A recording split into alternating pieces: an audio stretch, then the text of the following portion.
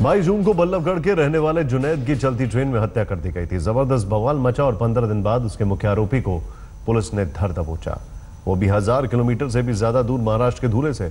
परिवार को अब बेटे के लिए इंसाफ की आस जगी है।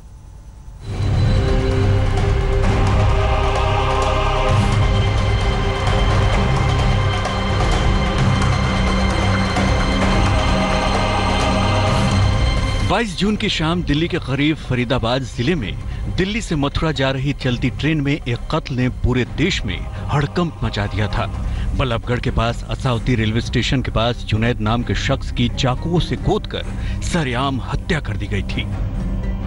घटना के बाद चंद आरोपियों की गिरफ्तारी जरूर हुई, लेकिन सबसे बड़ा गुनहगार अब तक फरार था। करीब 15 दिन बाद कत्ल का सबसे अहम आरोपी पुलिस के शिकंजे में था। चेहरे को कपड़े से छिपाता ये वही शख्स है जिस पर जुनैद को ट्रेन में चाकू से कई वार करने का आरोप है। इसकी गिरफ्तारी महाराष्ट्र के धुले से हुई। शनिवार देर रात जुनैद हत्याकांड के मुख्य आरोपी को लेकर पुलिस फरीदाबाद पहुंची। पुलिस के मुताबिक अपराध को अंजाम देने के बाद ये भागकर महाराष्ट्र के धुले जिले के साकरी इलाके में गया और वहां एक कंपनी में नौकरी करने लगा। राजकीय रेलवे पुलिस हरियाणा ने जो मुख्य आरोपी है जिसने चाकू मार के जुनैद की हत्या की थी और उसके 2 भाइयों को घायल कर दिया था, उसको हमारी टीम ने साकरी जिला धुले महाराष्ट्र से कल अरेस्ट किया है। पुलिस के मुताबिक मुख्य आरोपी की पहले से पकड़े गए 5 आरोपियों से कोई जान पहचान नहीं है। ये उस दिन दिल्ली शिवाजी ब्रिज स्टेशन से चढ़ा और झगड़े करने वाले लोगों में शामिल हो गया।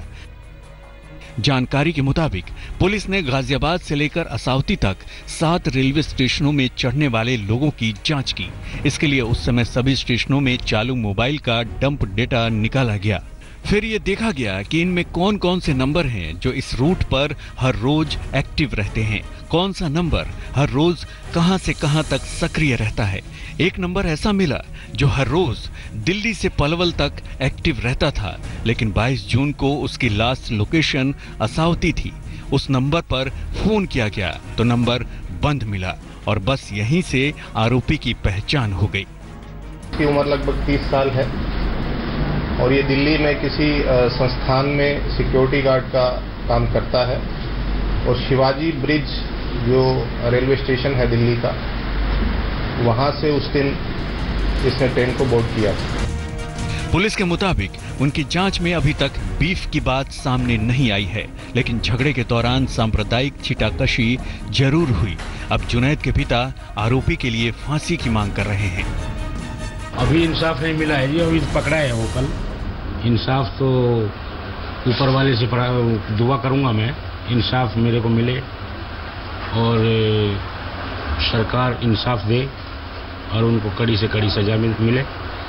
जुनैद हत्याकांड का मुख्य आरोपी अब पुलिस गिरफ्त में है। पुलिस के सामने सबसे बड़ी चुनौती आला कत्ल बरामद करना है। जहां एक तरफ पुलिस का यह दावा है कि जिस हथियार से जुनैद की हत्या की गई वो हथियार आरोपी अपने साथ लाया था, वहीं दूसरी तरफ आरोपी इस बात से मना कर रहा है। जाहिर है जांच के बाद ही सही मायने में सब कुछ साफ हो पाएगा। पुलिस के सामने आरोपी ने अपना गुनाह कबूल कर लिया है। आरोपी के मुताबिक उसने खून से सने कपड़े अपने गांव में छिपाए हैं, जबकि चाकू का पता अभी लगाया जा रहा है। घटना के सभी तार को जोड़ने के लिए पुलिस को आरोपी की 2 दिन की रिमांड भी मिली है। शालिनी लोबो के साथ अनुज मिश्रा, बल्लभगढ़ आज तक। जुनैद के माता पिता इस वक्त हमारे साथ हैं। जलालुद्दीन इनके पिता का नाम है। मैं आपसे जानना चाहूंगा, ये जो अभी खबर आई, ये जो जानकारी मिली, इसके बाद आपकी क्या मांग है, आप क्या उम्मीद करते हैं?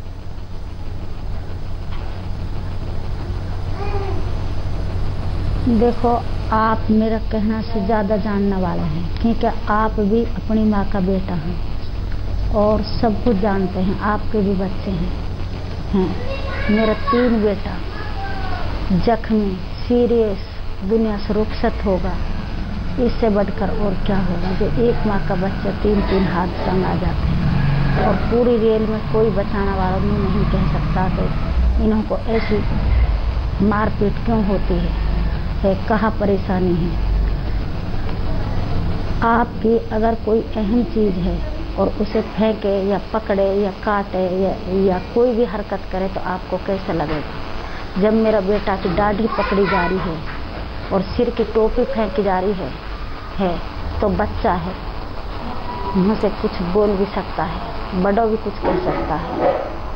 बार बार हर इंसान ये कहता है कि मुसल्लाह कटल्लाह मारो इन्हें, भगाओ इन्हें, तो ये नाजायज़ मेरे बच्चे के साथ किया गया है। जालिम को सख्त से सख्त सज़ा, और सज़ा तो जो मौका पे है सबको ही होनी चाहिए, लेकिन जो जिसने मेरा बेटा की हत्या की है उसके लिए फांसी होनी चाहिए, उसके लिए फांसी का फंदा, ताकि और लोगों को इबरत हो जावे। चाहे मुसलमान है या गैर मुस्लिम है, कोई भी माँ का दिल ऐसा ना दुखे जैसे मेरा दुख रहा है। नहीं मैं खाती हूँ, नहीं मैं पीती हूँ, नहीं मैं सोती हूँ, मुझे नींद नहीं आती और मेरा दिल जख्मी होगा, जख्मी। जब तक मैं मरूंगी, दुनिया से रुखसत होंगी, जब तक ऐसा ही जख्मी हो, जख्म पे जख्म मेरे लगेगा। मैं आपसे एक चीज़ जानना चाहूँगा, हम समझ सकते हैं आपके ऊपर क्या बीत रही है और कितना दुख है आपको, लेकिन एक चीज़ हम जो समझना चाहेंगे वो ये है कि जो पकड़ा गया है उसने ये कहा है कि ऐसी खबरें आ रही हैं, उसने ये कहा है कि सीट को लेकर विवाद हुआ था। आप इस बात पे कितना यकीन कर पा रही हैं?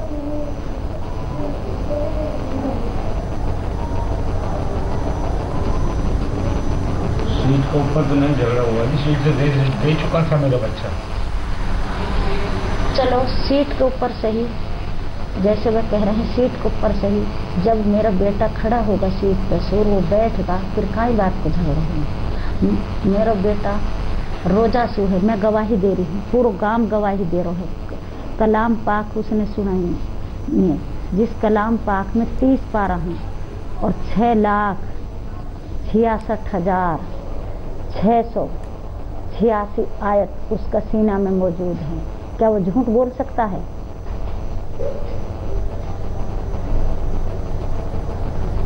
उसने अपना धर्म की बदौलत जान दे दी और लेकिन जालिम ने तरस नहीं आया।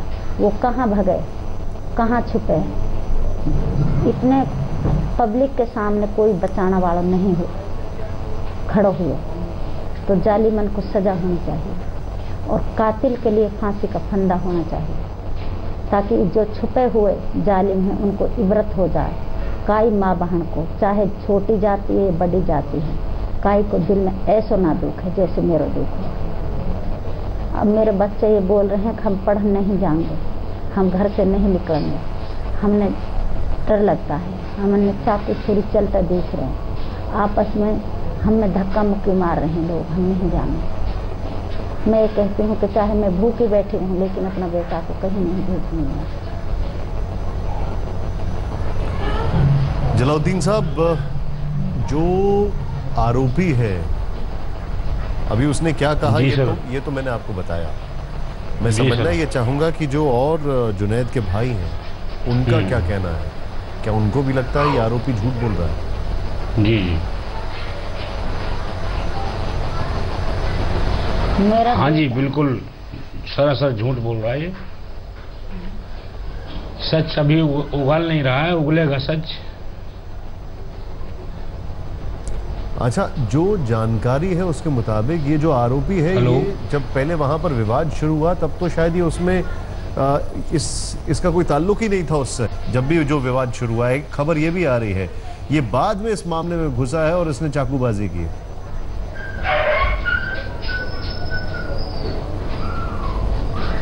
हाँ, एक ही गुट के आदमी है ना ये, एक ही डब्बे में चलते हैं ये लोग, इनका पूरा गिरोह है।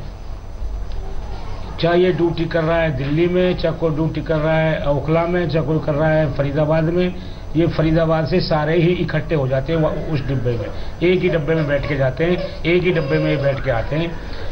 या झगड़ा दिल्ली से शुरू हुआ या ओखला से शुरू हुआ या अपना तुगलकाबाद से शुरू हुआ, कहीं से भी शुरू हुआ, वो ये डब्बे में एक में रहते हैं ये बदमाश। अच्छा, जो जुनैद के भाई हैं उनका क्या कहना है कि पूरी वारदात के बाद अभी एक अलग तस्वीर आ रही है जब आरोपी पकड़ा गया है, उनका क्या कहना है? ये कहाँ, ये आरोपी की एंट्री कहाँ हुई और क्या आप लोगों को लगता है कि अब इस केस में सब लोग पकड़े गए हैं या अभी कुछ भी बाकी है?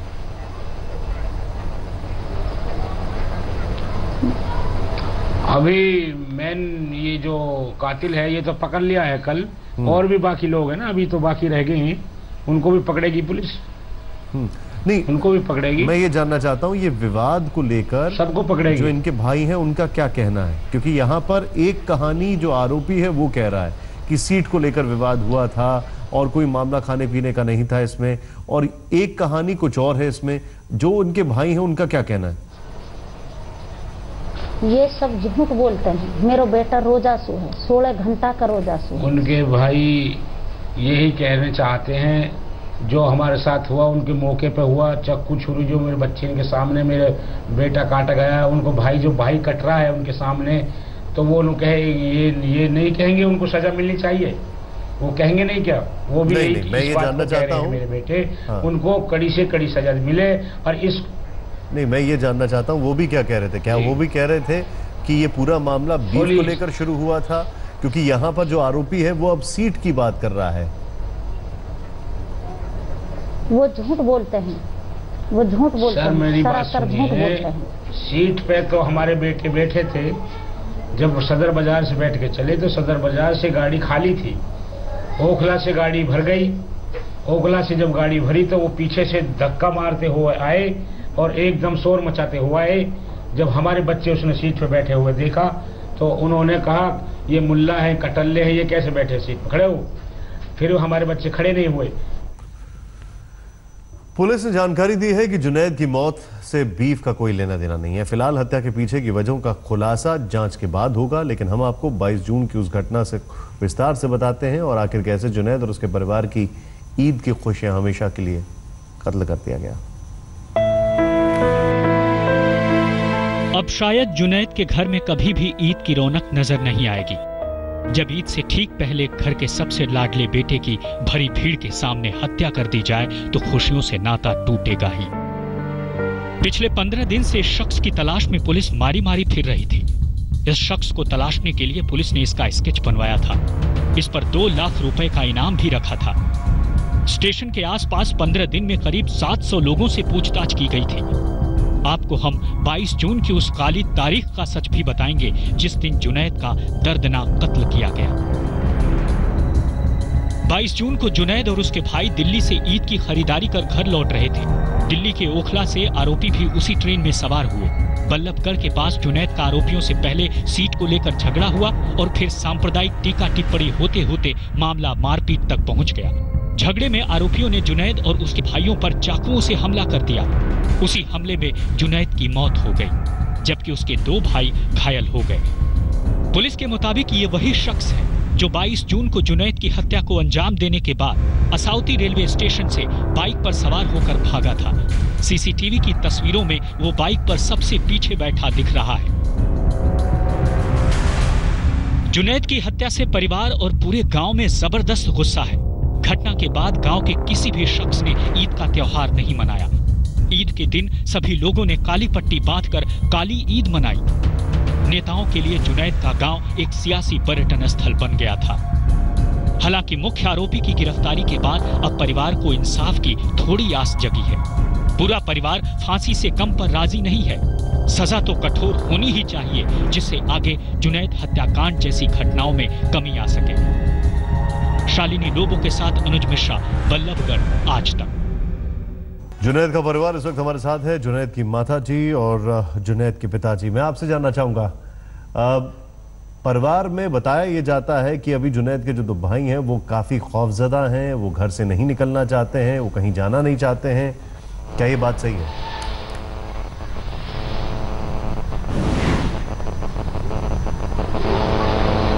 हाँ जी, हाँ जी।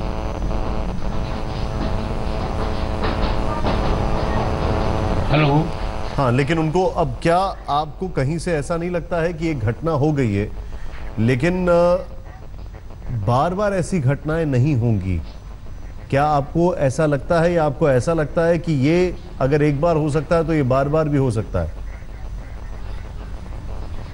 ऐसा लगता है कि जैसे हर रोज ऐसे ही होंगी, जैसे पूरे दिन ऐसे ही होंगी। अब तो ऐसे लगता है।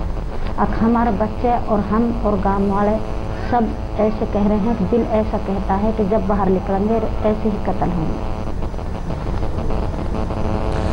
ये जो असुरक्षा का माहौल है, अगर आपके गांव की बात की जाए तो वहां पर तो ऐसा नहीं है।